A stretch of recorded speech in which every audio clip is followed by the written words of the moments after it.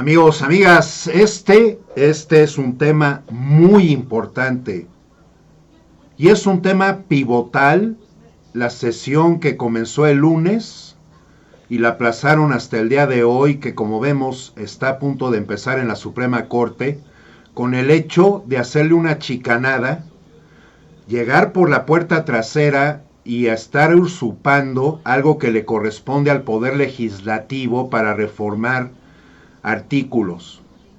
Estamos viendo en la Suprema Corte cómo estos magistrados, que siguen siendo encargados de poner las cosas dentro de un criterio que nada más no le va a convenir al país, porque a lo que siguen respaldando entonces es la impunidad, al momento de querer hacer a un lado lo de la prisión preventiva oficiosa.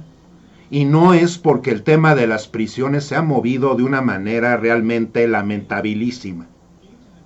Ayer me enteré de Israel Vallarta, y es un video que les traeré en la transmisión más adelante el día de hoy, que lo metieron a un cuarto durante un mes sin ningún tipo de mueble y siempre teniendo agua puerca, donde Israel Vallarta tuvo que aprender a dormir separado.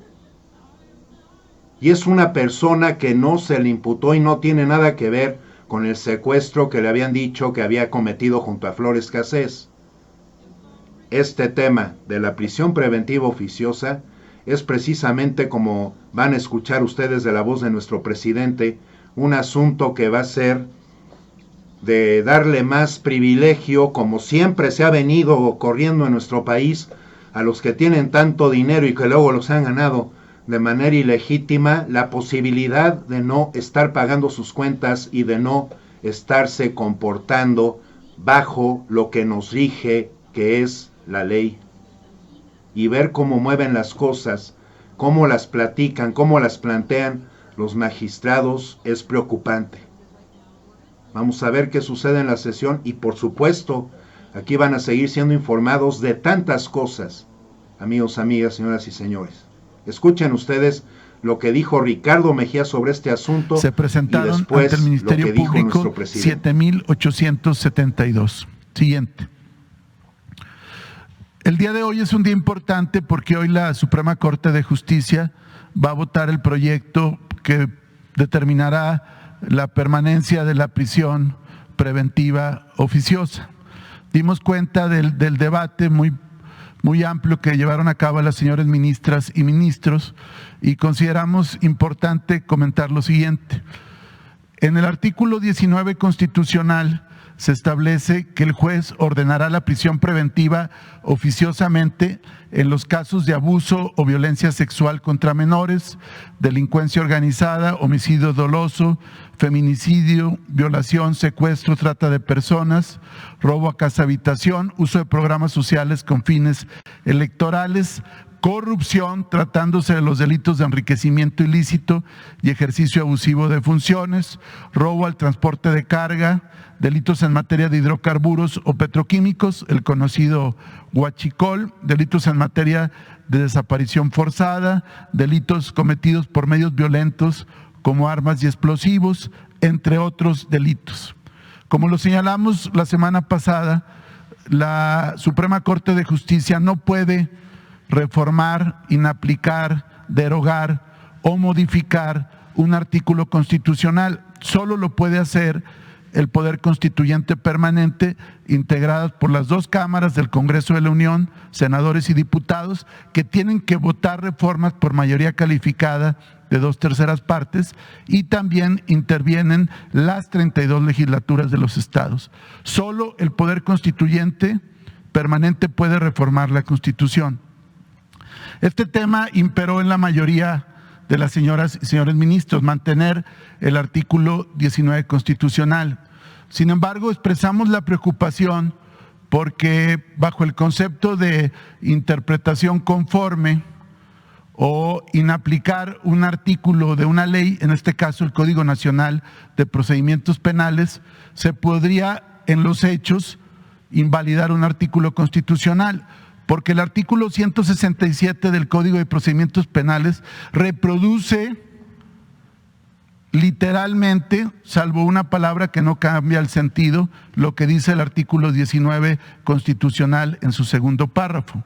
Y en ambos se utiliza el verbo rector ordenará, es decir, el juez de control en el ámbito de su competencia ordenará la prisión preventiva oficiosamente en los casos de los delitos que ya hemos señalado. Si se determinara invalidar, inaplicar o dejar sin efecto este artículo del Código de Procedimientos, por la vía de los hechos se estaría restringiendo la Constitución, porque este artículo deriva literalmente de la Constitución. Siguiente. Es decir, el contenido del artículo 167 es idéntico al establecido en esa disposición constitucional, lo que implicaría que al momento de invalidar la norma secundaria se estaría en vía de consecuencia declarando en los hechos la inconstitucionalidad de la figura a nivel constitucional.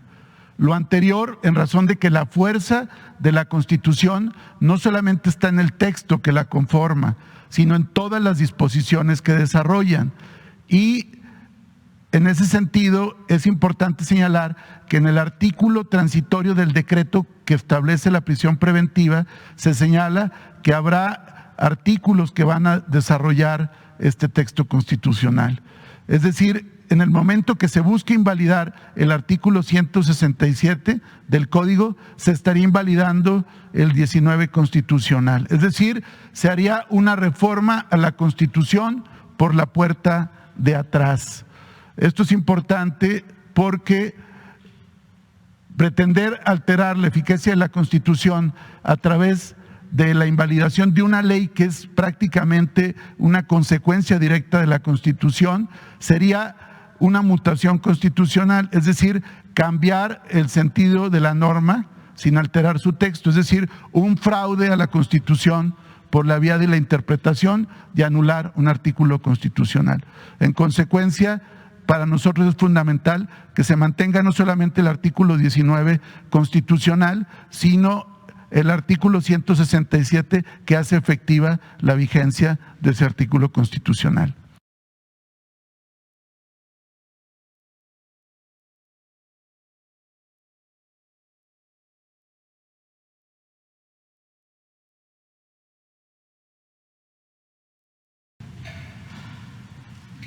Nosotros lo que sentimos es que si se lleva a cabo esa reforma,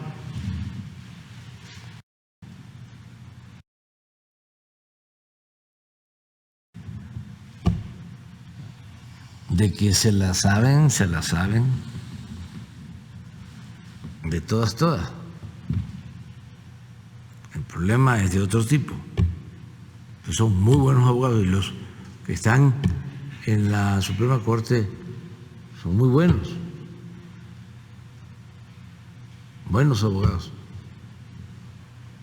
Ojalá y se resuelvan las cosas, pero el hacer o pretender una chicanada de esas no nos afecta a todos, pero afecta más al Poder Judicial y a la Suprema Corte. ¿Cómo quedaría? O sea, ¿cómo van a retorcer la legalidad?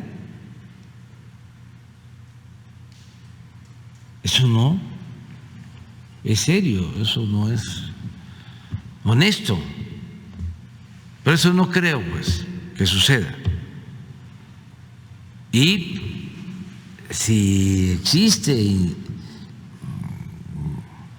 el malestar por lo de la prisión preventiva oficiosa, hay que buscar la forma legal. Nosotros lo que sentimos es que si se lleva a cabo esa reforma, se abre la puerta a los que tienen poder económico y tienen también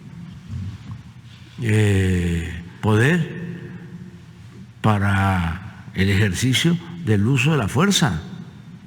Es plata o plomo.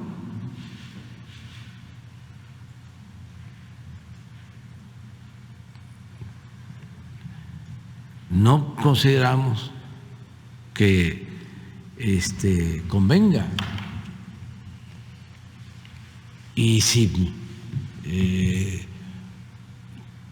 tuviésemos un poder judicial incorruptible, diríamos, bueno, el criterio del juez. Tenemos un juez honesto, incapaz de venderse o de dejarse intimidar. De todas maneras se requeriría protección, porque de que van a haber amenazas, hay amenazas. Pero tenemos pruebas de corrupción.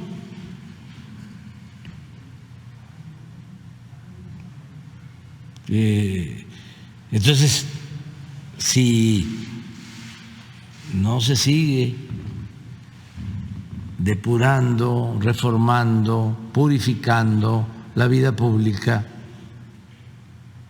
para que haya servidores públicos honestos,